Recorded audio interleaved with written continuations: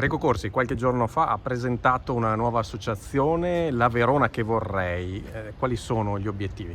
Ma gli obiettivi sono quelli di entrare nel vivo dei problemi del territorio veronese, soprattutto in particolar modo la città di Verona, perché stiamo vivendo un periodo veramente disastroso, sia sotto il profilo viabilistico, decisionale e su tanti altri aspetti. Parliamo di sicurezza, veramente ci siamo trovati barboni a dormire sotto il loggiato di Via Roma, mai successo in 30 anni che faccio politica.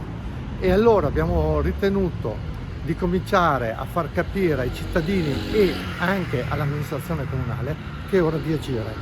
Noi saremo qui per lanciare nuove idee, nuovi progetti, ma quando sarà opportuno anche a denunciare le cose che non funzionano, che purtroppo sono tante. Siamo in periodo di elezioni regionali, ma qua lo sguardo è a quelle amministrative del 2027. Sì, io esco dalla regione, non mi candido, porto la mia esperienza e mi candiderò probabilmente nelle amministrative del 2027, perché come ripeto bisogna avere gente che ha esperienza, che è decisionale e che possa dare una svolta, un cambiamento e riportare la Verona protagonista.